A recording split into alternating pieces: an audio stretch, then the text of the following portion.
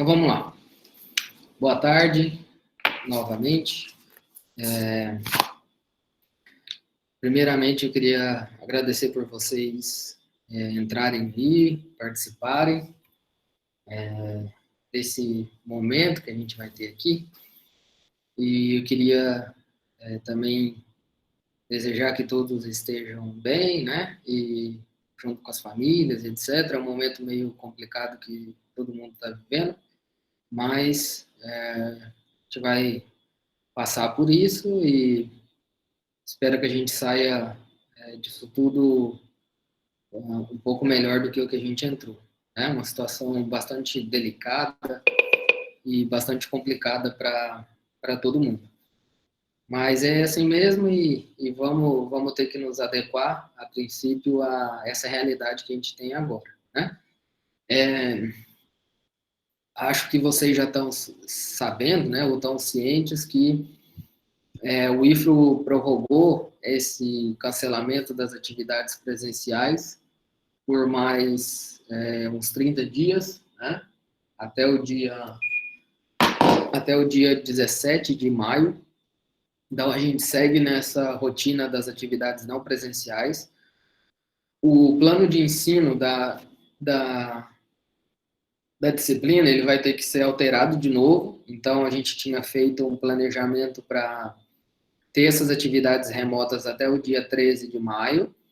Agora, durante essa semana, muito provavelmente, eu devo fazer a adequação e adicionar, né, obviamente, um pouco mais de outros conteúdos e ainda preciso pensar como que vai ser feito, como que vai ser feito com relação a avaliações e etc. Isso, eu confesso que ainda não consegui definir, mas muito provavelmente até o final dessa semana, no máximo início da semana que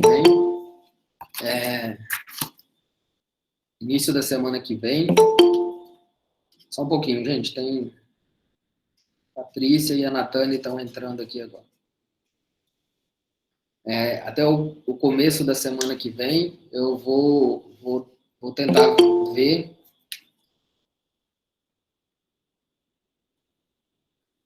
Vou tentar ver como que vai ficar o plano de ensino, tá? E depois eu passo outras informações para vocês um pouco mais detalhadas, tá bom?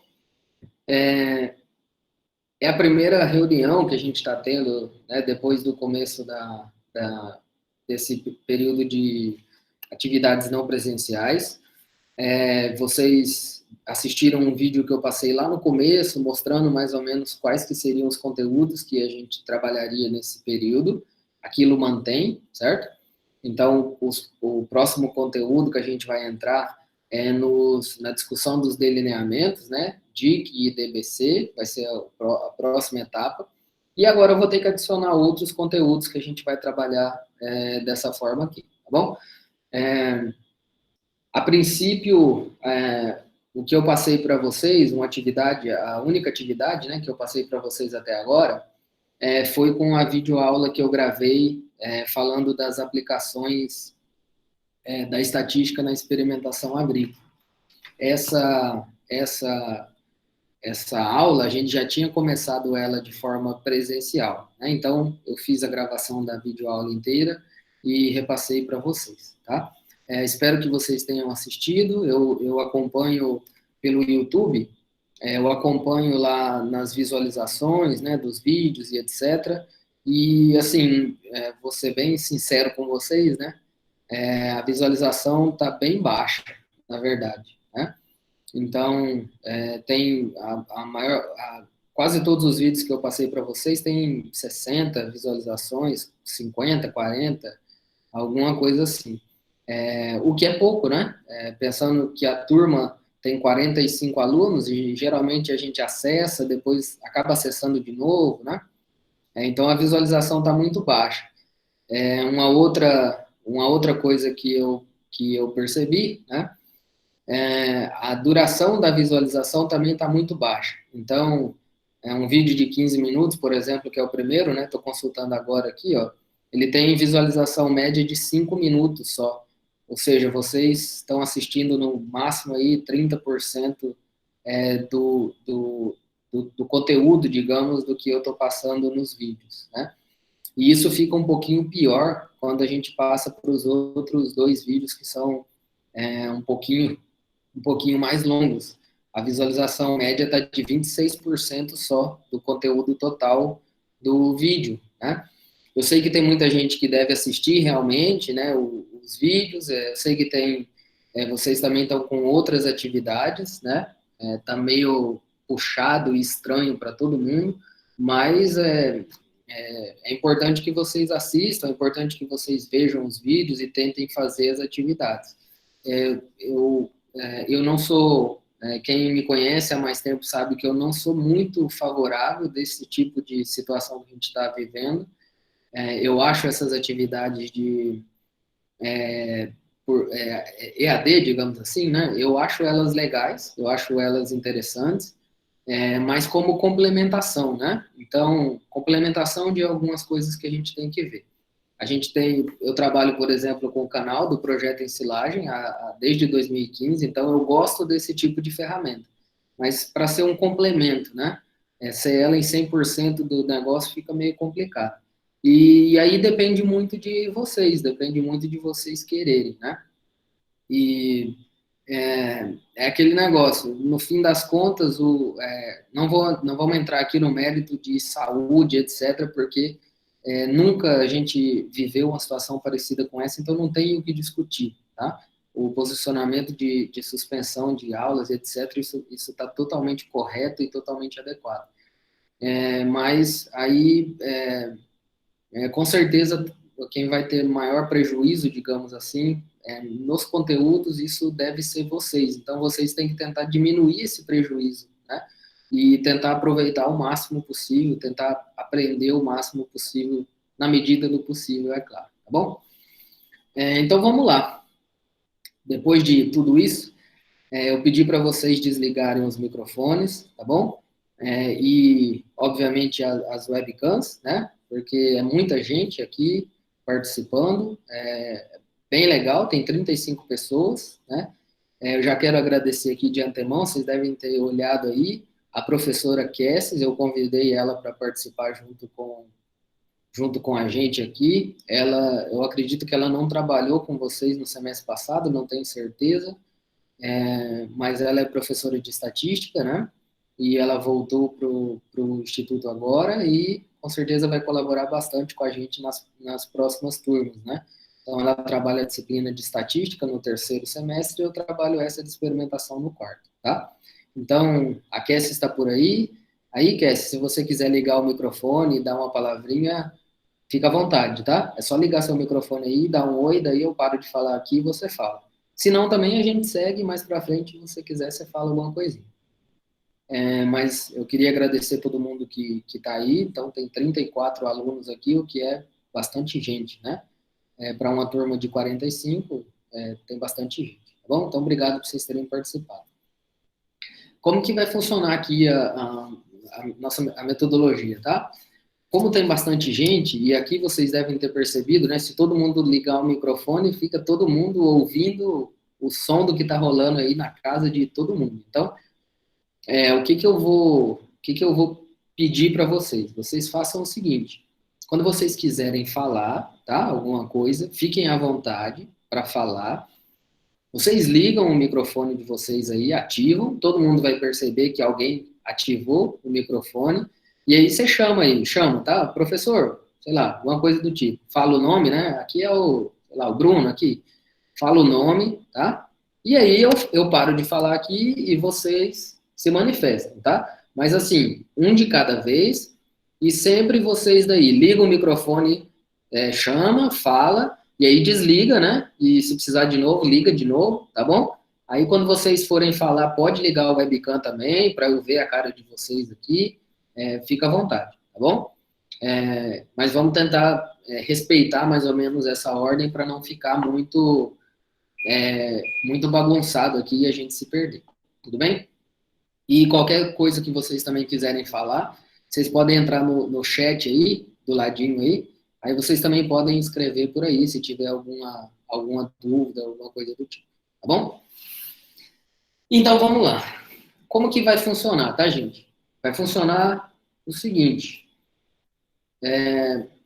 Vocês têm, vocês acessaram a videoaula, né? Então vocês têm, estudaram e leram e devem, alguns de vocês já fizeram aquela atividade que eu propus lá no Classroom.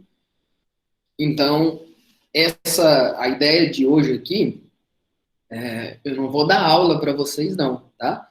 A minha ideia aqui hoje é tirar dúvidas, certo? A minha ideia é tirar dúvidas que vocês tenham a respeito do assunto, tá bom?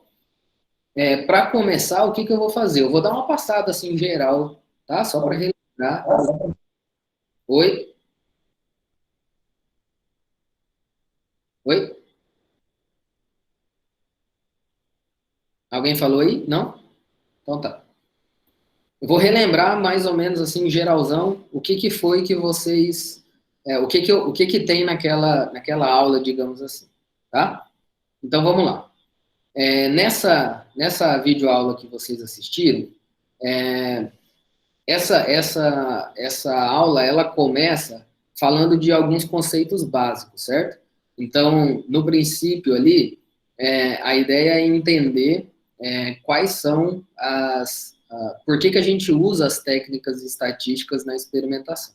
Pessoal, vou ficar olhando para o lado aqui, porque o segundo monitor do meu computador está aqui com a apresentação projetada, tá? E eu vou fazer o seguinte, ó, aqui eu tenho a opção de apresentar para vocês, certo?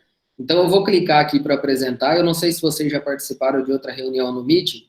Vocês devem buscar aí uma janelinha, onde agora tem a janelinha da minha imagem aparecendo aí. Deve aparecer uma outra janelinha com a projeção da tela do meu computador aqui.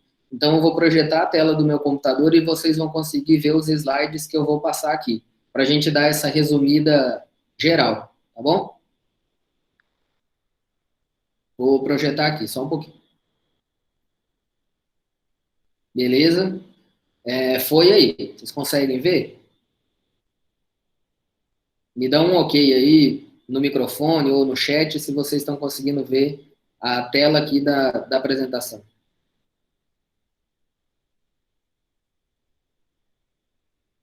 Sim? Beleza, beleza? Tranquilo então. Quem não conseguir ver, procura aí onde fica a janelinha das imagens das pessoas, aí deve aparecer, tá? Mas a princípio vocês vão ver essa tela aqui, tá bom? Tela onde está a projeção. Então, a gente discutiu aqui no início, né? A gente discutiu sobre o porquê usar as técnicas estatísticas, certo? Então, eu fiz um comentário geral sobre pesquisa científica, sobre método científico, sobre projeto de pesquisa, sobre publicação científica, né?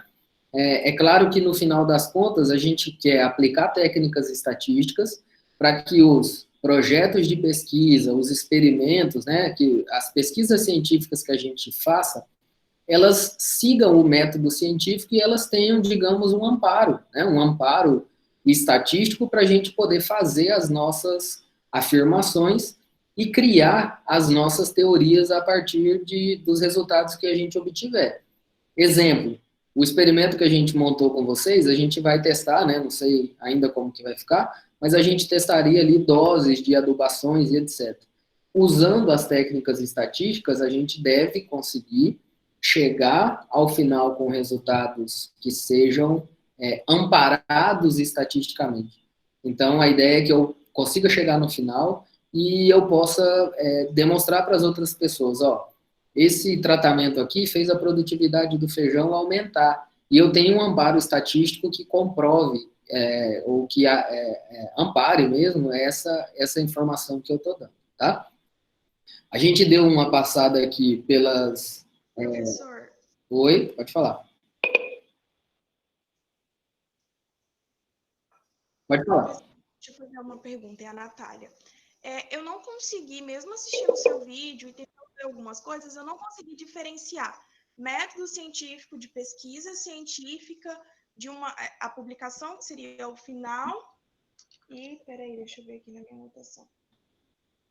Enfim, diferenciar esses 4 pontos classificando cada uma. Eu não consegui fazer isso. Para mim, é tudo uma junção de um só. Certo. No fim das contas, Natália, não são coisas totalmente diferentes, não, tá? Mas funciona mais ou menos assim, ó. O método científico, não existe uma definição, digamos assim, tá? Mas o método científico, ele segue o quê? Ele segue essas etapas, digamos assim. Eu vou mostrar aqui para vocês. Isso aqui, ó.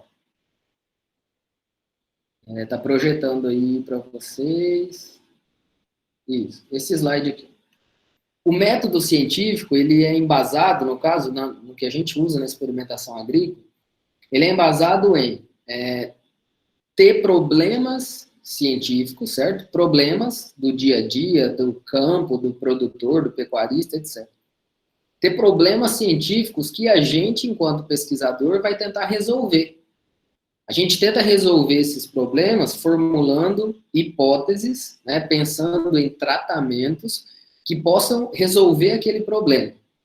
A partir desse primeiro ponto, então, a gente monta os experimentos, né, com todo o rigor e etc. e tudo mais. A gente observa as respostas, coleta os dados, faz o teste daquela hipótese inicial que a gente teve lá. Será que os tratamentos que eu apliquei, pensando que iria corrigir, melhorar aqueles problemas, será que eles foram eficientes, digamos assim? Houve efeito desses tratamentos? Então, a gente testa essas hipóteses. E com esses resultados, a gente vai desenvolver a teoria, explicar por que aconteceu isso, como que aconteceu e etc. Então, o método científico é isso, tá? Seria um conjunto de procedimentos que a gente utiliza, que vai desde a formulação dos tratamentos, a formulação das hipóteses, em cima de um problema científico, até a gente conseguir fazer observações e tudo mais, para desenvolver a nossa teoria a respeito daquilo, tá? Então, isso seria o método científico, certo? A pesquisa científica, né, é uma forma de aplicar, né, ou o método científico é aplicado na pesquisa científica e vice-versa. Então, a pesquisa científica é o que a gente faz, por exemplo, você ir para o campo, montar um experimento, né, e tudo mais, e depois publicar um resultado, isso faz parte da pesquisa científica. Essa pesquisa científica, ela pode estar dentro de um projeto de pesquisa. Então, o projeto de pesquisa é só vamos resumir assim, é um papel, é um documento onde a gente descreveu a problemática, onde a gente descreveu o porquê que a gente está fazendo, os nossos objetivos, a metodologia que a gente vai usar, né? Isso é um projeto de pesquisa. Como que eu vou fazer aquela pesquisa científica, certo? E no final, a publicação científica é o que a gente vai fazer para divulgar os dados que a gente obteve daquela pesquisa, tá? É isso, Natália, mais ou menos?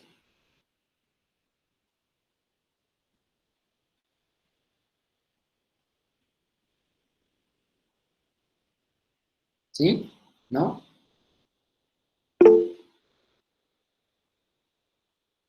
Ok. Então, vamos continuar. Aí a gente deu uma passada por alguns conceitos, tá? Alguns conceitos básicos. Experimento, coisa que a gente já viu bastante na sala de aula, né? O que é um experimento, né? Experimento vai ser aquele conjunto de procedimentos que a gente vai planejar e executar a partir de uma hipótese.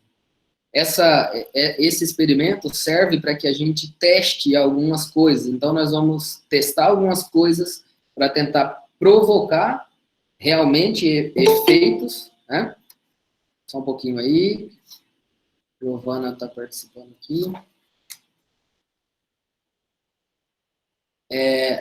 Para provocar efeitos e depois a gente analisa esses efeitos. Lembrando que isso tudo tem que ser em condição controlada.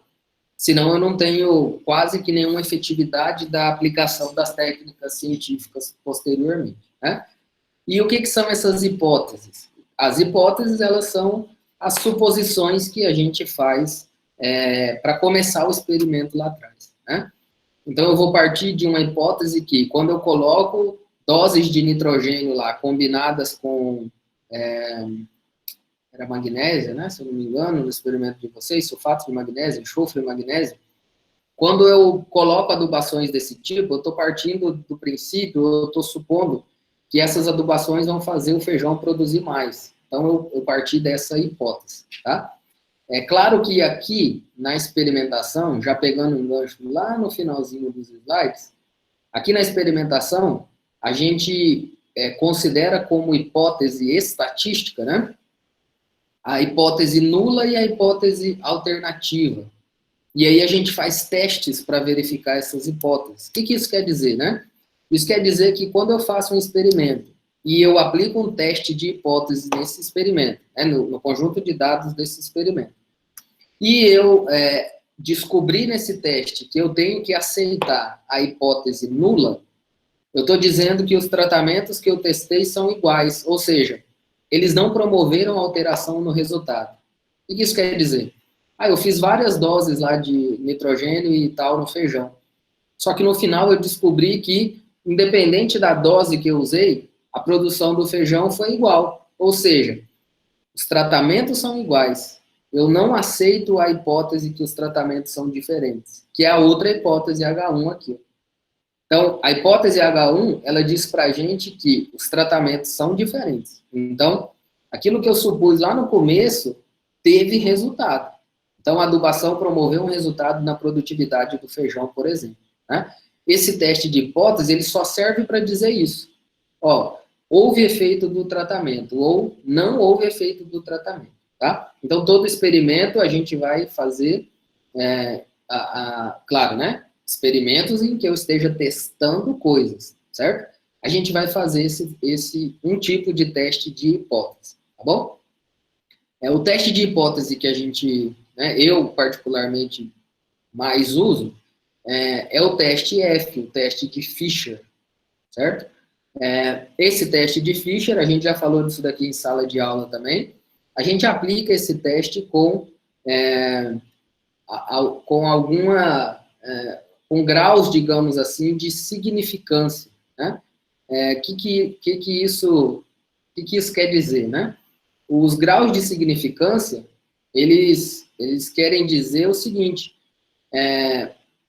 eles querem dizer que se eu fiz um teste de hipótese e eu estou fazendo esse teste ou considerando uma probabilidade de 5% de erro, e eu estou considerando nesse teste uma probabilidade de 1% de erro, eu estou trabalhando com probabilidades de significância diferentes. Na experimentação agrícola, a gente costuma aceitar, né, a probabilidade de erro de 5%, tá? Até porque quase nunca a gente está tratando, por exemplo, diretamente da vida de nenhuma pessoa, certo? Então, é possível trabalhar com 5% de probabilidade de erro nesse caso aqui, tá bom? E a gente aplica o teste de Fisher, né? A forma como a gente aplica o teste de Fisher, que eu trabalho, né, e a gente vai trabalhar na disciplina, é o teste F como, né, sendo um tipo de análise de variância. Na verdade, o teste F é um desdobramento da análise de variância, tá bom? Por que é um desdobramento? A gente viu também, no meio dessa apresentação aqui, a gente discutiu em algum momento aqui sobre essas medidas de dispersão de dados.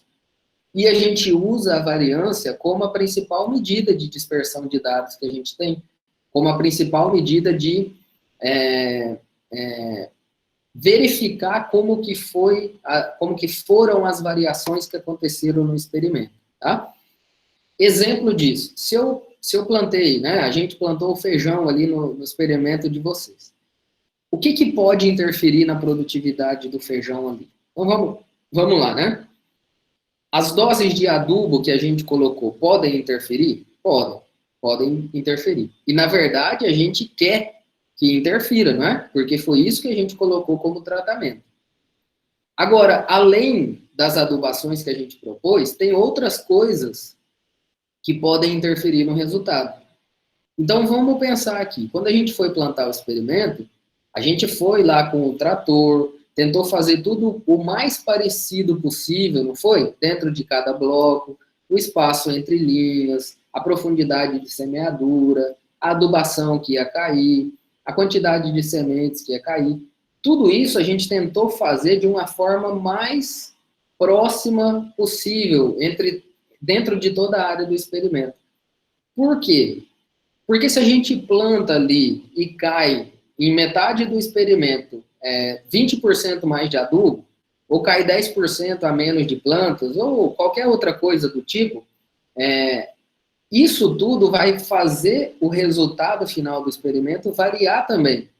Só que a gente não quer esse tipo de variação no experimento, porque não é isso que a gente está testando no experimento. O que a gente está testando no experimento é o efeito das doses de nitrogênio com sulfato de magnésio que a gente iria aplicar.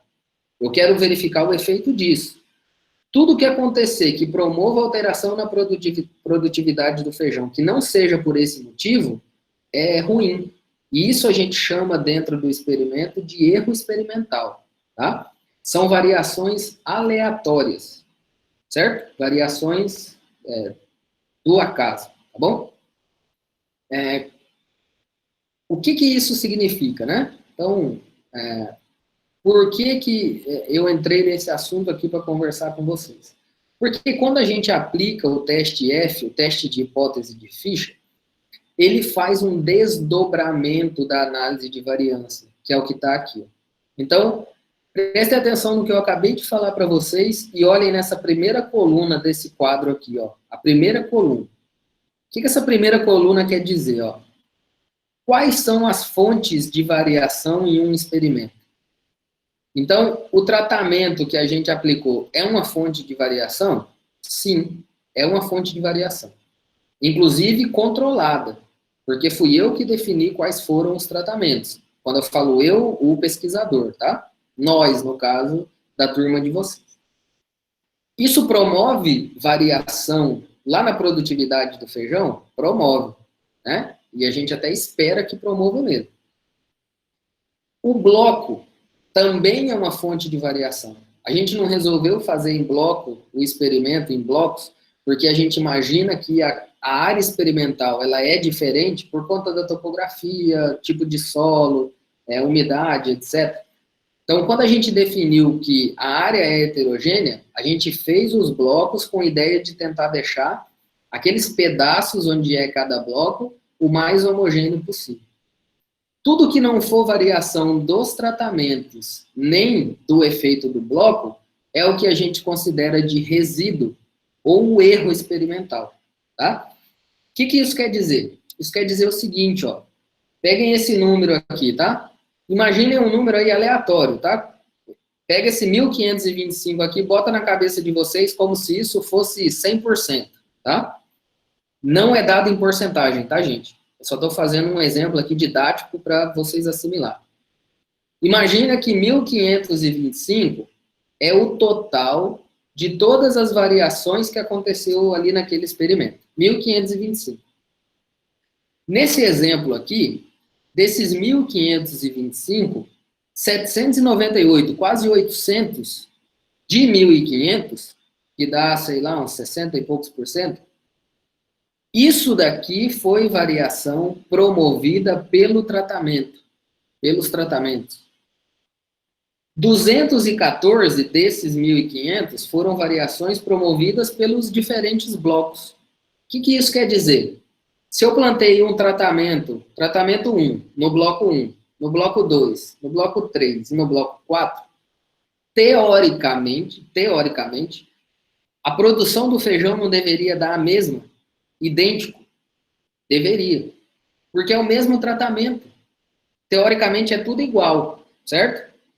Só que eu imagino que os blocos ali são diferentes, são condições diferentes. Então o tratamento pode fazer o feijão produzir 30 sacas lá no bloco 1, 25 sacas no bloco 2, 27 no bloco 3, 20 no bloco 4 e 15 no bloco 5, um exemplo.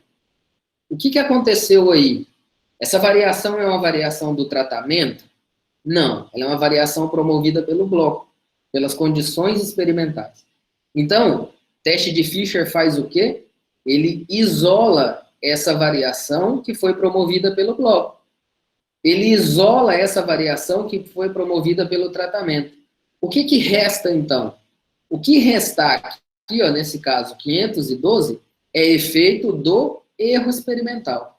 O que, que é o erro experimental, gente? Qualquer coisa. A semente afundou muito, a planta não nasceu direito, o adubo lixiviou, escorreu, veio um inseto e comeu uma parte das plantas. Isso daí são variações aleatórias. E o teste F, ele faz essa análise de variância desdobrada para a gente saber exatamente qual foi o efeito de cada uma dessas fontes de variação. Para que a gente, no final aqui, ó, saiba o seguinte, o tratamento que a gente aplicou teve efeito, porque a variação promovida por ele foi muito grande, tá? Essa é a ideia de o teste F, no caso, o teste de Fisher para análise de variância, tá? Se a gente pegar a fórmula da variância, que está aqui, ó, aqui em cima no cantinho, essa fórmula inteira, ela está aqui, né? A Kessis, ela é professora de estatística, ela está aí com a gente, ela sabe que lá na estatística a gente usa um símbolo, né, digamos assim, meio complicados às vezes da gente entender. Então, em vez de tentar entender só o símbolo, a gente tem que tentar entender o que, que isso significa, né? E o que, que essa fórmula aqui da variância significa? Esse Szinho aqui é de sigma, né? A letra do alfabeto grego aqui. O que, que significa a variância aqui, então? A variância é a mesma coisa do desvio padrão ao quadrado. Ah, não ajudou muito, né? Então, vamos detalhar o que, que é isso. Esse símbolo aqui é um símbolo de somatória, tá? O que está entre parênteses aqui é o seguinte, ó. Esse primeiro x é um dado, ó, cada dado individual de um conjunto de dados. Esse dado, quando ele é diminuído da média, que é esse x com esse tracinho em cima, isso daqui significa desvio. O desvio daquele dado em relação à média. É isso que a variância faz. A variância pega cada dado do conjunto de dados e desvia ele em relação à média de dados. A média que é uma medida de posição, né? A variância é uma medida de dispersão. A média está aqui. Esse dado variou para cá ou variou para cá em relação à média, então a variância é uma medida de dispersão. Essa dispersão é feita pegando cada dado e desviando da média. O que, que a variância faz ainda? Ela pega cada um desses desvios. O que, que isso significa? Se eu tiver um banco de dados com 30 dados, eu vou ter quantos desvios? 30. Cada dado vai ser desviado da média. Cada desvio resultante, né, dessa continha que a gente fizer vai ser elevado ao quadrado. Tá aqui, ó. E depois, os 30 desvios, ó, os 30, o N é de 30, os 30 desvios individuais, o izinho aqui embaixo, eles vão ser somados. Então, a variância, ela é uma soma, olha aqui, ó, soma dos quadrados, ó, dos desvios de cada dado em relação à média. Olha aqui, ó, perceberam? Soma dos quadrados de cada desvio. Olha aqui nessa coluna aqui, ó.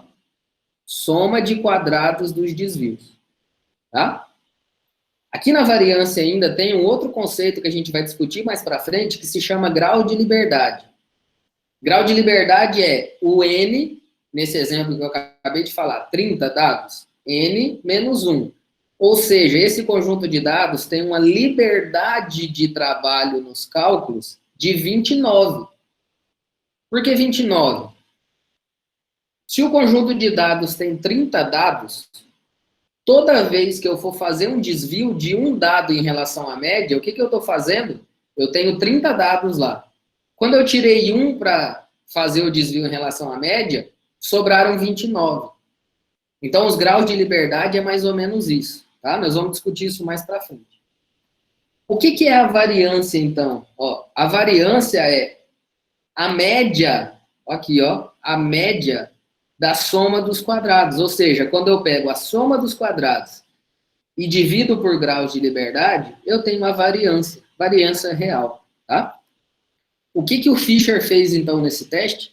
ele fez uma forma de calcular a variância dividindo quanto que foi a variância nesse experimento promovida pelo tratamento. Ó, tá aqui, 199. Quanto que foi a variância promovida pelo bloco? 53. Quanto que foi a variância promovida pelo erro experimental? 32. Esse F calculado nada mais é do que um índice entre a variância do tratamento, 199, dividido pela variância do resíduo, 32. Ou seja, nesse experimento, os tratamentos promoveram variância nos dados 6,23 vezes mais do que o erro experimental. Então, aqui a gente assume que isso foi significativo. A gente volta aqui no teste e aceita essa hipótese aqui. A gente aceita a hipótese alternativa. Os tratamentos que a gente testou foram eficientes em promover variações no conjunto de dados. Tá? Só que essa análise de variância, ela só pode ser aplicada, ela só é, como é que se diz, aceita, ou só é coerente, né, vamos dizer assim, que a gente faça, se o conjunto de dados que a gente vai trabalhar, ele seguir, né, se ele tiver o que a gente chama de distribuição normal, ou normalidade, tá? Que é pelo conceito da distribuição gaussiana, distribuição de Gauss, certo? O que o Gauss lá desenvolveu, né? Eu falo Gauss, parece que é um íntimo, né? Mas não é não, porque ele já faleceu faz muito tempo, infelizmente. Provavelmente era uma mente brilhante. Ó, o que a distribuição normal quer dizer? A distribuição normal quer dizer o seguinte: esses dados, eles têm uma distribuição normal quando quase que 100%, deixa eu pôr na outra aqui, melhor para vocês verem, quase 100% dos dados de um conjunto, eles se afastam da média, aqui ó, que é uma medida de posição aqui no meio, eles se afastam da média no máximo 3 vezes o desvio padrão. Certo? Beleza? Lembrando que o desvio padrão, a gente calcula desse jeito aqui, ó. A gente pega a variância e divide, e tira a raiz quadrada. Aqui, ó. A raiz quadrada da variância é o desvio padrão da média. Tá? Então, o que isso quer dizer? Quer dizer o seguinte, de forma bem direta. Um conjunto de dados, ele tem distribuição normal, cada pontinho amarelo desse é um exemplo, tá, gente? É hipotético, como se fosse um dado desse conjunto. Esses dados, eles estão flutuando onde, ó? Dentro de, no máximo, 3 vezes o desvio padrão, tá? Ah, ficou difícil de entender. Então, eu fiz essa continha aqui para vocês imaginarem, só para vocês imaginarem. Imagina que eu estou analisando produtividade do feijão, exemplo, tá? Para ficar bem longe da realidade. Eu estou analisando produtividade do feijão, certo? Lá coloquei as doses de adubação. Aí, eu tive um tratamento, certo? Aí eu fui na repetição 1, na repetição 2, na 3 e na 4 desse tratamento e coletei os dados de produtividade. E os dados foram esse aqui, ó. Na repetição 1, produziu 19 sacas por hectare. A parcela 2, repetição 2, produziu 3. A 3, 85. A 4, 154. De cara, isso aqui tá bem exagerado, tá, gente? Mas de cara, eu percebo que esse conjunto de dados, ele tá totalmente estranho, não é isso? Por que eu observo isso? Ou como que eu comprovo isso? Se eu tirar a média disso daqui, dá 65,25. Se eu fizer o desvio de cada dado desse em relação à média, ó, pegar a média, 65 menos 19, está desviando 46. Está desviando praticamente 3 vezes, 2 vezes e meia o próprio valor. Aqui, ó, esse dado está desviando 62 em relação a uma média que é 65. Aqui está desviando 19, ó, é o que está mais perto, esse dado aqui, né? 85 é o que está mais perto da média. Esse daqui está desviando 88 da média. Ou seja, aí eu faço uma pergunta. Essa média representa esses dados, vocês teriam segurança em passar essa informação para um produtor, por exemplo, né? Dizendo que a média de produtividade do feijão foi 65, certo? Essa foi a média. Mas lá no campo teve uma parcela que produziu 3. O que aconteceu? Teve uma parcela que produziu 154. O que aconteceu também, né? Então, é por isso que a gente sempre faz uma análise, né, de normalidade, um teste de normalidade nesses dados. Se esses dados seguirem distribuição normal, eles tiverem homogeneidade de variância, e eles forem, né, com variáveis intervalares e contínuas, a gente diz que esses dados são dados paramétricos. O que é paramétrico? A gente consegue analisar esse conjunto de dados tendo a média, por isso do paramétrico, tendo a média como um valor de referência. Ou seja, dá para fazer uma análise de variância, que leva em conta a média como referência, quando o conjunto de dados tem distribuição normal.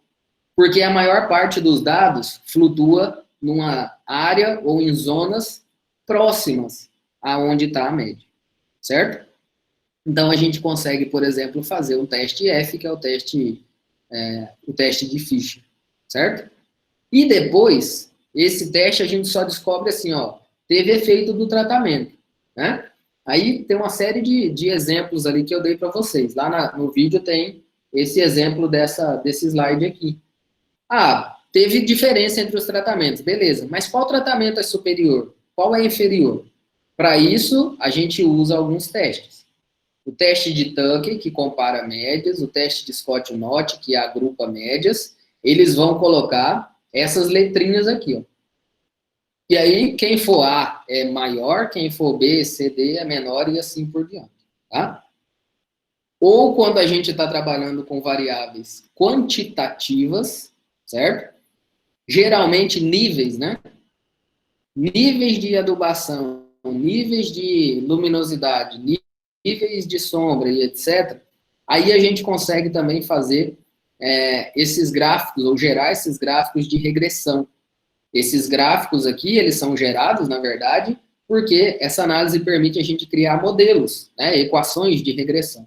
Seja uma equação linear, né, uma equação de primeiro grau, aqui ó, só tem o y é igual a mais b, só, tá, 2 componentes, ou uma equação de segundo grau, como é o caso aqui, ó. O y vai ser igual a mais b menos o c, que é o que está elevado ao quadrado aqui. Tá? Então, a gente usa depois esses testes para dizer qual foi melhor, qual foi pior, qual foi superior ou inferior. Mas o primeiro teste, o que importa, os 2 primeiros são um teste de normalidade, para ver se os dados seguem distribuição normal. Se eles seguirem, eu trabalho com o teste de hipótese pela variância, tá? Pela análise de variância, usando o teste F, por exemplo. A gente pode fazer essas análises utilizando vários softwares, né? O SAS, o SPSS, que são softwares mundialmente conhecidos. Outros softwares aqui nacionais, né, digamos assim, de bastante uso, o Sysvar, que eu uso bastante, o SAEG, que eu uso bastante também, e o R, que eu não domino muito ainda, domino muito pouquinho. Na verdade, a Quessis, pelo jeito, domina bastante esse software, então eu preciso aprender um pouquinho sobre esse software depois. Mas são softwares que a gente pode usar, tá? Que a gente pode aplicar, tá bom? Eu dei uma geral, tá? Aqui em tudo que a gente viu, certo? É uma geral demorada, é óbvio, né? Porque tem bastante coisa para discutir. Eu não vou entrar nessa parte aqui, tá, gente? Que eu fiz uma contextualização aqui tentando demonstrar para vocês a importância que o agronegócio tem dentro do país, né? A importância que o agronegócio tem dentro de Rondônia também, né? Fiz essas projeções aqui para o nosso estado, né? Em produção de carne, leite, soja, agricultura familiar e etc. Isso daqui foi só para vocês entenderem que o agronegócio brasileiro do mundo inteiro evoluiu muito. E essa evolução tem uma relação direta com a pesquisa científica. Não tem como desatrelar essas duas coisas, não. Tá? Então, é notável a participação que a pesquisa científica tem e teve, né, ao longo do tempo, para que o agronegócio hoje possa, né, e pudesse ser uma a pesquisa científica pública, né, no Brasil, guiada, digamos assim, né, como carro-chefe Embrapa e outras instituições de pesquisa, universidades, institutos federais e tudo mais, mas também a pesquisa científica privada, tá? As empresas também desenvolvem muita pesquisa, muita inovação tecnológica, obviamente porque elas dependem disso para ter lucros, né, e para aumentar suas receitas, tá bom? Gente, eu já falei bastante, inclusive bastante mesmo, e agora eu quero só ver primeiro de novo, Cassis, ó, se quiser dar uma palavrinha aí, fica à vontade, é só ligar o microfone e dar um alô aí, tá bom? Eu não sei se você trabalhou com essa turma aqui, eu realmente não lembro, mas eu acredito que não, você deve ter voltado a assumir agora, né? Nesse semestre de 2021, é isso, né? Eu acho que é isso, não trabalhou com eles, né? Então, provavelmente só a turma que vem agora que vai ter trabalhado com você novamente, né? Então, a gente precisa ir estreitando os laços aí para que os alunos cheguem bem preparados, né, agora aqui no quarto semestre. Eu falei bastante coisa. Oi, Rafael. Oi, Kess. Pode falar, pode falar. Oi, tudo bem, gente? Então, eu ia trabalhar com R esse semestre, mas agora eu já não sei se vai dar tempo, né? Ah, tá, Não sei como é que vai ficar, né, a outra turma, mas você deve ter dado a percebida aí, essa primeira aula, digamos, de conceitos básicos, né, a gente trata de alguns conceitos básicos mesmo, né, média, variância, né, esses termos e esses conceitos que se aprende lá na estatística do terceiro semestre, né, estatística básica, tá? Estatística descritiva, né, na verdade, que é o nome da disciplina. Se eu tiver falado alguma coisa, você pode me corrigir aí, tá? Não, só a questão do R que ele é internacional. Isso. Muita gente usa ele. Isso, é internacional. Todos eles são, mas ele foi desenvolvido aqui, né? Ele foi desenvolvido uma plataforma que também passou por desenvolvimento aqui, né? O pessoal do Pernambuco, se eu não me engano. Ah, sim, para a parte de estatística experimental, né? Mas não... Enfim. Exatamente. Aqui no Brasil, a parte de experimentação agrícola, né? O pessoal trabalhou bastante com ele, desenvolvendo. Eu até já fiz um curso esqueci o nome do pesquisador, eu acho que é de Pernambuco, e trabalhou também no desenvolvimento dele. Sim. Certo? Algum conselho aí para essa galera aí, Kess? Não, só tem que tomar muito cuidado, aprender a usar bem a calculadora para não fazer bobeira na hora das provas, né? Bem Praticar, lembrado, tudo prático. A prática é uma coisa que eu não sei também como vai ficar esse semestre, né, gente? Nessa disciplina, a prática mesmo ali, o lápis, a caneta, o caderninho, a prática nessas análises é o que faz o nosso cérebro tentar assimilar melhor do que se trata. Se não praticar, se não fizer, costuma ter um problema, costuma ter bastante problema de assimilação. Sim. Gente, então, Cassis vai ficar por aí também, né? O que eu vou propor agora? Perguntem aí. Eu já falei bastante, já tenho os vídeos, na verdade. Perguntem. E aí eu vou respondendo, vou trocando uma ideia com vocês das dúvidas que vocês tiverem. Então, quem quiser ir, liga no microfone, fala, todo mundo escuta e a gente discute mais um pouco.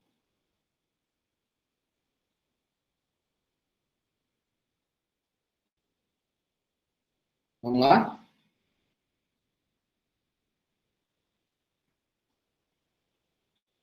Ninguém, gente?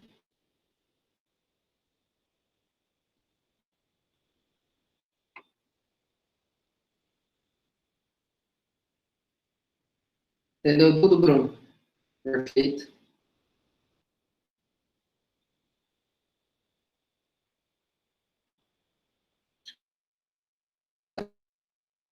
Vamos vir em AD agora. Aí os alunos nem têm dúvida. Não. Pessoal, nada então? Nenhuma dúvida mesmo? Tudo tranquilo? 1h40 mais ou menos de vídeo, da videoaula. Nenhuma dúvida? Tudo sossegado? Professor, você poderia falar um pouco daquele F calculado e o F tabelado?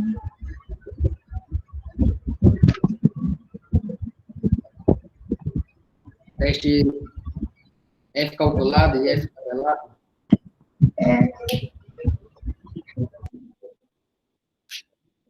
Tá. Quem que falou aí? A Tatiara? É a mesma dúvida que está escrita aqui? A Leiliane.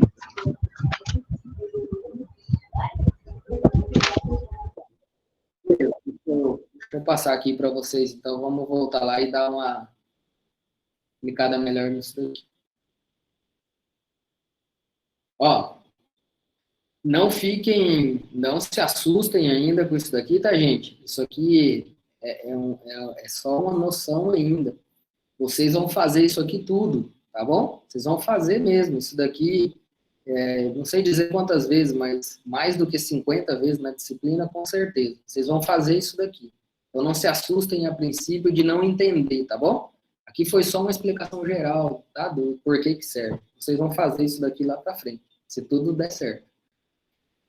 Como que funciona esse teste aqui, tá? Funciona assim, ó. Então vamos lá. O que a gente...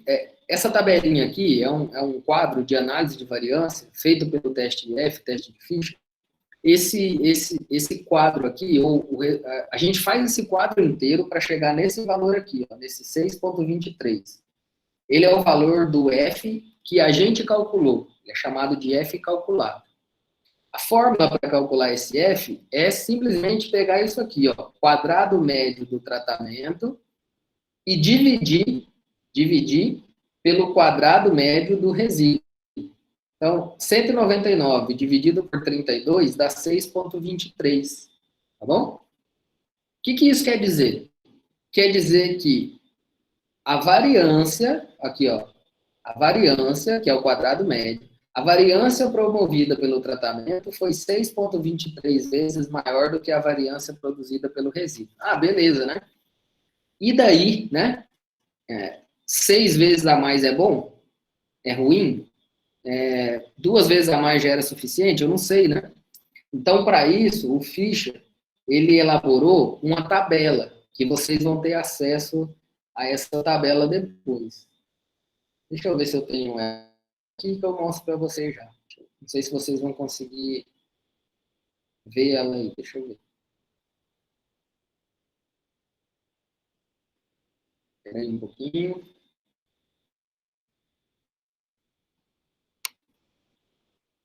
Vocês estão vendo aí uma tabela cheia de númerozinho pequeno? Alguém fala no microfone aí para mim, se estiver vendo, por gentileza. Não, professor. Tá vendo, não? Também não. Então, peraí, um minutinho. Vou colocar aqui de novo, só um pouquinho. Isso, agora vai. Estão vendo aí agora uma tabela? Um monte de número aí? Milhões de números? Ainda não.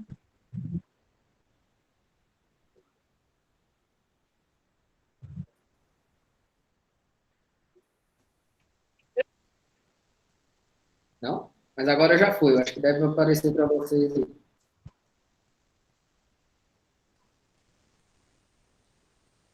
Uma tabela cheia de números aí, não? Estão vendo aí, gente? Não. Respondam para mim, por gentileza. Só a apresentação e a tela... Oi? Não tá aparecendo não, foi. Tem tempo, achei até que era só o meu.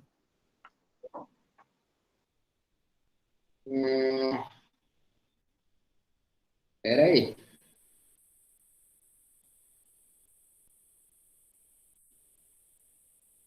Pera aí que eu vou de novo, só um pouquinho.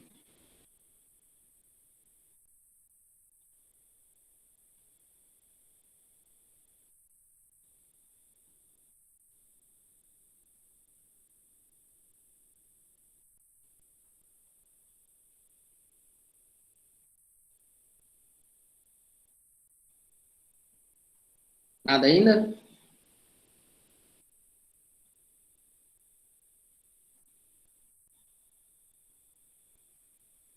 Hum. Ah, então pera aí. Já vou resolver aqui. Um segundo.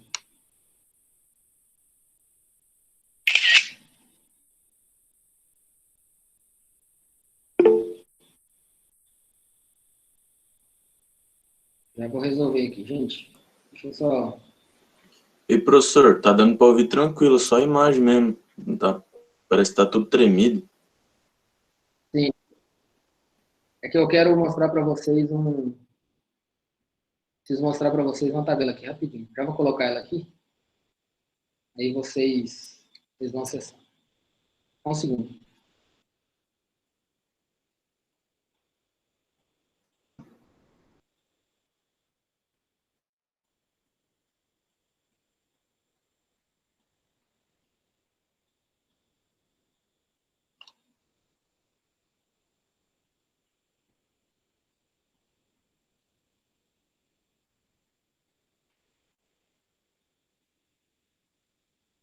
Só um pouquinho.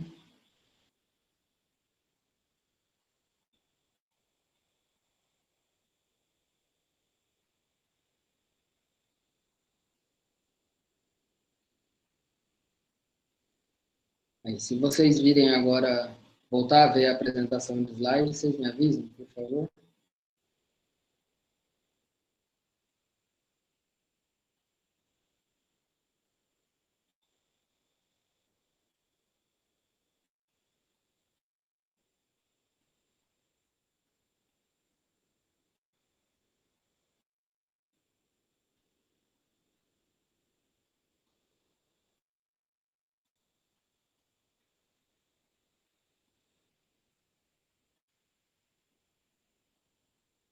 Ele está indo agora, eu acho.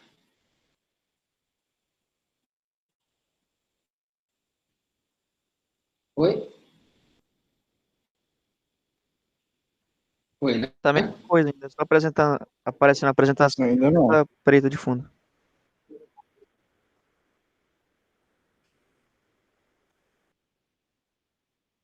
É. O Meet está dando um tiltzinho aqui.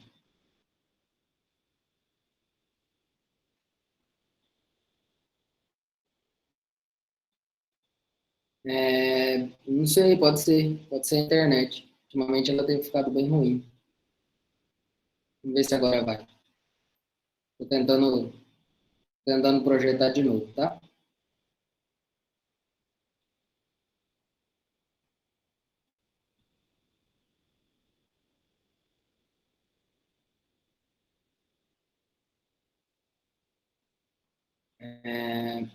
Aqui para mim apareceu o que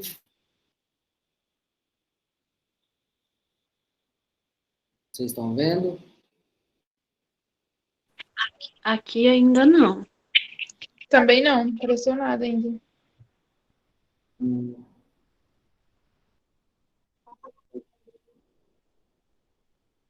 Certo. Na verdade, o que parece é que está caindo, gente. Ele projeta, mas sai.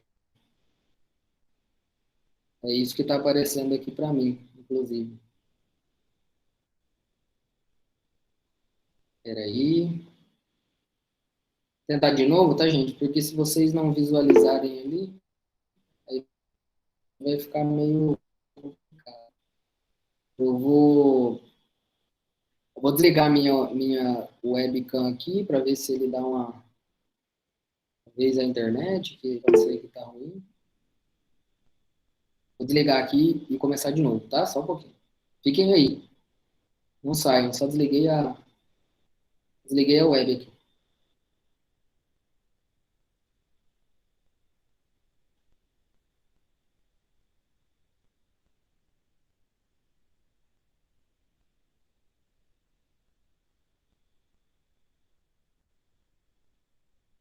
Certo. Ó, aqui para mim aparece novamente que projetou. Projetou a apresentação. Conseguem ver? Apareceu? Agora sim, dá para ver a tabela lá da análise de variância. Uhum. A mesma que apareceu antes, a projeção do slide. Isso, exato. Perfeito. É, isso mesmo, Steph. Pode ser a internet que tá meio ruim. Então vamos continuar aqui. Deviane, né? Eu acho que tinha feito a pergunta. Vamos lá, ó. O que significa esse F aqui? Esse valor de 6 poderia dar 2, 3, 10, é um valor vago, né? Digamos assim. Então, o Fisher, né? Quem desenvolveu o método aqui, ele desenvolveu, obviamente, junto, né? Uma série de tabelas, tá bom? Tabelas que são limites unilaterais da distribuição dos valores do F calculado que a gente vai ter lá. Então, essa tabela aqui, só peguei uma, tá? Para mostrar para vocês aqui de exemplo, ó. Ela é a tabela que a gente usa com mais frequência, que é a tabela que considera 5% de probabilidade de erro. Tá aqui, ó. Nessa tabela aqui, depois vocês vão aprender, tá? Com calma. Tem uma forma aqui da gente chegar aqui e encontrar o número certo que a gente vai buscar aqui. Então, por exemplo, nesse experimento aqui, ó, nesse experimento aqui, olha lá, o valor do F é 3,007, aqui, ó, onde eu estou passando o mouse aqui, ó. Tá bem aqui, ó. Esse valor aqui, ele foi tabelado aqui pelo Fisher, e ele indica o seguinte, ó, tá aqui, ó, 3,00, só faltou 7 ali no final. O que significa isso daqui? Significa assim, ó, se o F que eu calculei, ou seja, né, a relação entre variância do tratamento e do resíduo no meu experimento, se o F que eu calculei foi maior do que aquele F que o Fisher tabelou para essa situação, para essa condição, digamos assim, eu aceito a hipótese alternativa, ou eu digo que esses tratamentos aqui, ó, eles foram eficientes em promover alterações nos dados, tá? Então, é assim que a gente depois vai interpretar, digamos assim, essa tabela. Repito, tá, gente? Não se preocupem muito ainda, porque isso vocês vão aprender a fazer à medida que a gente for evoluindo na disciplina, tá? O que eu espero que vocês assimilem agora, digamos assim, certo? Que vocês assimilem já de cara, tá? Vocês precisam assimilar o que o teste de Fisher faz. Ele é uma análise de variância desdobrada, para que a gente consiga entender quais que foram os efeitos de cada uma dessas fontes de variação aqui. Isso é o que vocês precisam assimilar, digamos, agora com mais urgência, tá? Digamos assim. Tá bom? Tem mais uma... Alguém fez mais algumas perguntas aqui, deixa eu voltar.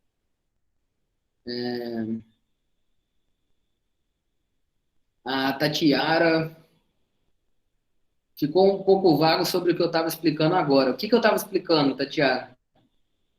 Repete aí, por favor. Tatiara, tá por aí? Alô?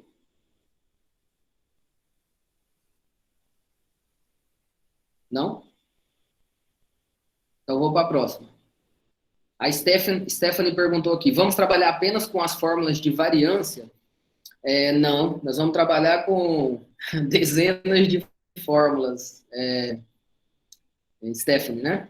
Nós vamos trabalhar com várias fórmulas, certo? Inclusive essas aqui de variância, tá? É claro que nós vamos trabalhar pelas fórmulas do teste F, tá bom? Então, que é uma análise de variância adaptada, digamos assim, ou desdobrada, tá? Mas nós vamos trabalhar com fórmulas que calculam variância, desvio padrão, coeficiente de variação. Todas esses cálculos, ó, esses resultados que estão aqui, eles vieram de uma fórmula também. Então, nós vamos trabalhar aí com dezenas de fórmulas, tá bom? Dezenas mesmo de fórmulas. Mas sempre, no início, nós vamos fazer um teste de variância, tá? Que é o teste F aqui. Certo? Gente, e aí? Mais alguma dúvida? Perguntem aí, digitem ou liguem o microfone e se manifestem. Vamos lá?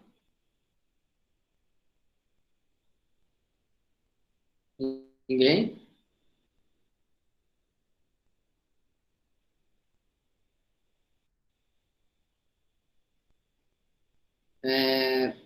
Então, Stephanie, na verdade, não é tudo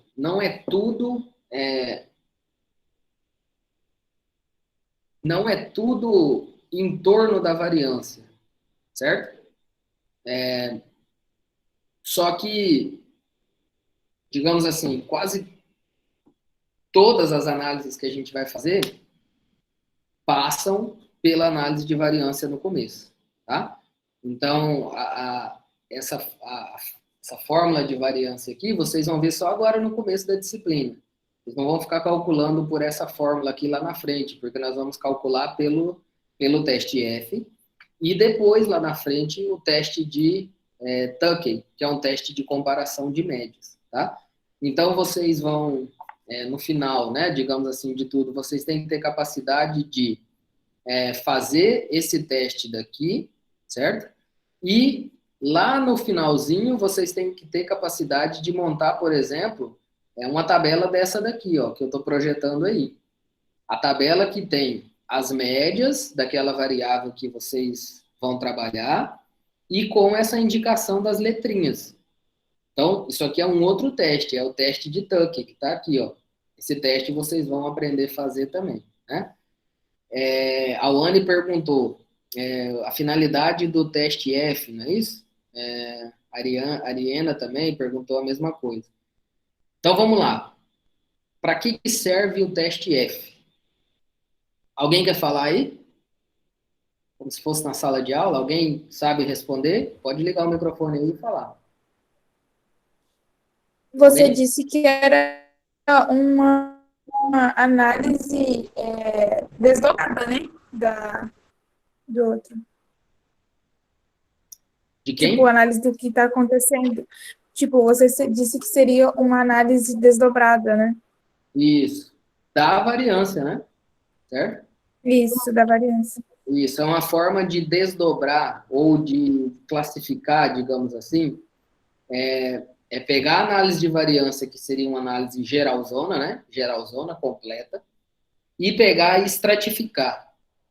Quanto dessa variância foi causada pelo tratamento, quanto foi causada pelo bloco, nos experimentos que tem bloco, é claro, quanto foi causada pelo erro experimental. Quando existe essa quantificação, digamos assim, né, de pegar cada fonte de variação dessa e ver quanto que ela causou de variância no experimento, a gente consegue chegar nesse indicador aqui que vai falar para a gente se o tratamento, por exemplo, que a gente aplicou teve efeito ou não. Então vamos lá. Para que serve o teste F? O teste F é um teste de hipótese, certo? Então, quando eu faço o teste F, o resultado final dele vai me dizer só isso aqui, ó. Só isso daqui, ó. Vai responder a isso que eu estou projetando aqui. Se o F calculado lá for maior do que o F que foi tabelado pelo Fischer, eu estou assumindo que eu vou aceitar essa hipótese aqui, ó, H1. A hipótese alternativa. Essa hipótese na estatística diz que os tratamentos são diferentes.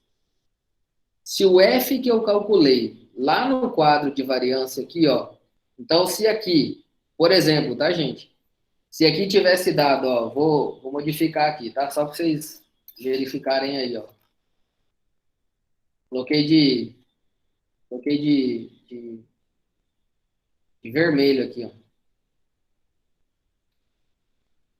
Se esse valor aqui, ó, do F calculado, tivesse dado 2, por exemplo, né, menor do que o F tabelado pelo Fischer, certo? Menor do que o F tabelado pelo Fischer, a hipótese que eu aceitaria nesse experimento é a hipótese da nulidade, ou seja, é tudo igual, não existe diferença, a diferença é nula, ou seja, ela não existe, tá? Então, os tratamentos são iguais, tá? Então, o teste de Fischer serve para isso. É um teste de hipótese que vai falar para a gente se os tratamentos são iguais ou são diferentes, tá? Isso tudo, gente, eu assumo que vocês estudaram isso no semestre passado, certo? Porque isso tudo vocês têm que ter visto lá na estatística descritiva. O que são as hipóteses, o que são os testes de hipótese e tudo mais, né? A Cassie está por aí, eu acredito que ela pode até comentar sobre esses conceitos, mas eles são trabalhados lá na estatística descritiva.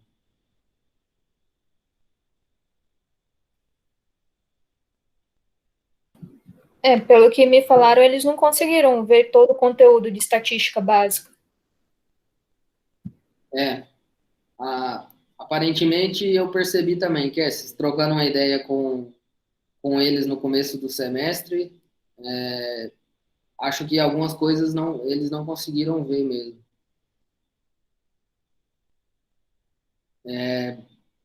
Acontece, né? Então, a gente precisa... por isso que a gente vai revendo aqui também alguns conceitos, né? A gente vai revendo para ir tentando abordar alguma coisa que ficou faltando, talvez, lá da disciplina de estatística básica, descritiva. Gente, mais alguma coisa? Dúvida? Eu tô aqui para isso. A gente já passou um pouquinho, até a ideia era trabalhar mais ou menos entre 2 e 3 da tarde, mas se tiver alguma dúvida, eu estou à disposição. Mais alguma coisa? Vocês têm mais alguma dúvida? Alan, provavelmente sim, tá?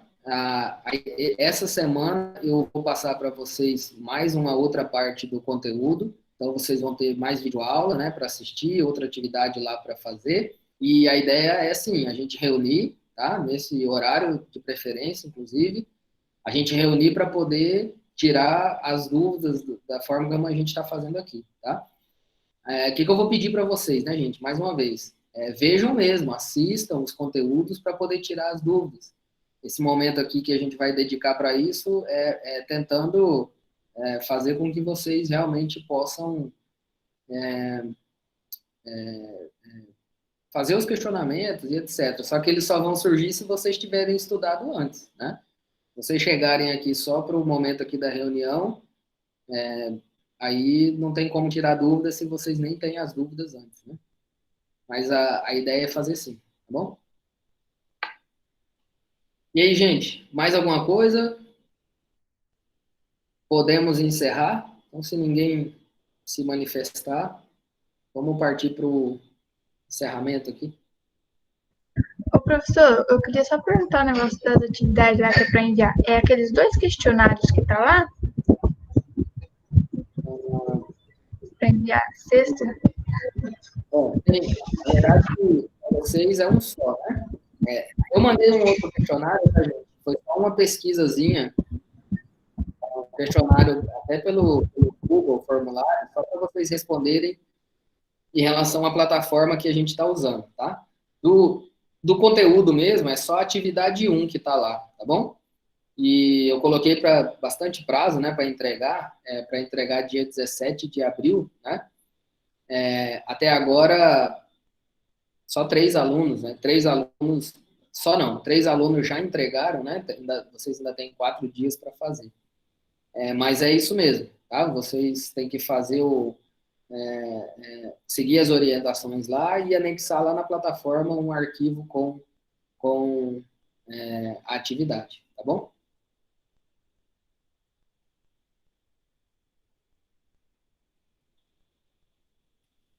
Respondido? Mais alguma coisa?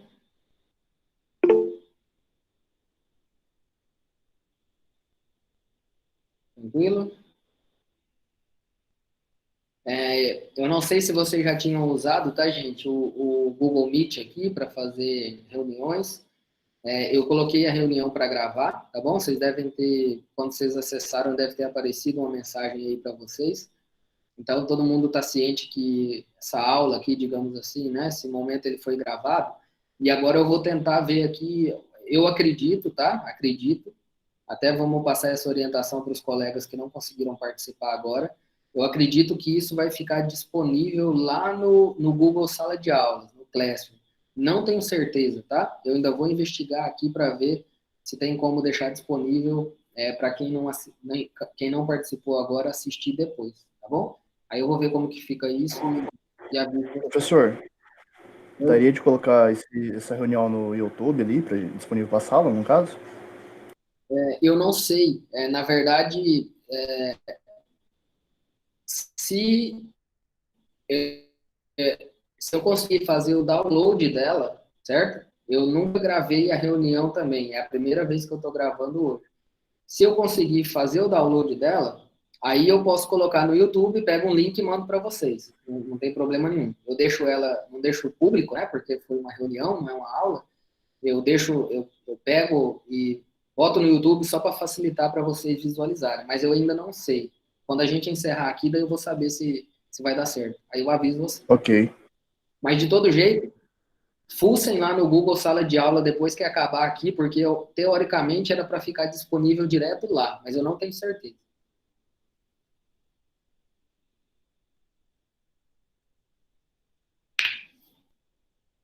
Beleza?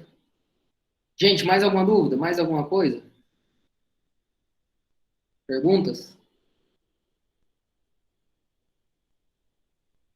Não? Tranquilo?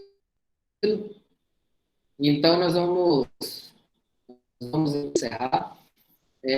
Cassis, obrigado por você ter participado, tá? Estou à disposição para conversar aí, a gente precisar de alguma uma conversa, alguma ajuda, Professor, o conteúdo. Oi. aquela parte lá que tem uns filósofos lá, também é para fazer, para entregar? Tem umas questões lá. Tem umas questões. Não. As questões aquelas questões eu anexei junto para vocês, digamos, pensarem a respeito daquilo, tá? Só para facilitar a leitura do arquivo que eu passei sobre o histórico, tá bom? Não precisa entregar. Então tá ok, então. Beleza, então. Tá? Valeu. É só para guiar mesmo vocês naquela leitura do histórico, tá bom? Da experimentação. Tá bom, então.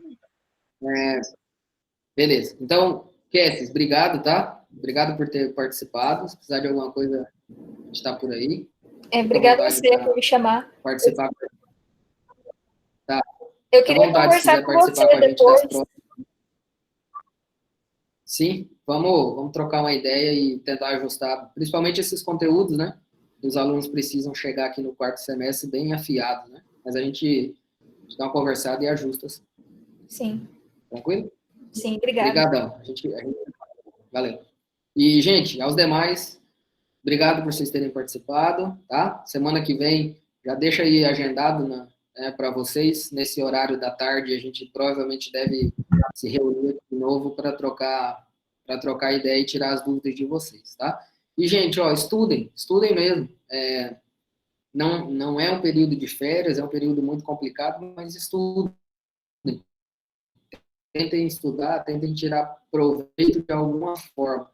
Isso já é uma situação muito complicada, né? Já é uma situação muito complicada de lidar, trabalhar esses conteúdos assim de longe. Então, a gente tem que tentar fazer da melhor forma possível para o prejuízo ser o mínimo também possível. Então, tentem estudar mesmo, tá? Tentem participar e tentem fazer as coisas para vocês perderem mesmo, tá bom? Então, agradeço a todos vocês. Obrigadão. E daqui para frente agora, eu não vou fechar aqui a reunião, tá? eu estava lendo a orientação lá, aqui pelo Google Sala de Aula, eu preciso que todos vocês primeiro saiam da reunião. Aí depois que vocês saírem da reunião, eu vou fechar a sala aqui da reunião, tá bom? Obrigado, valeu, até mais, até a próxima.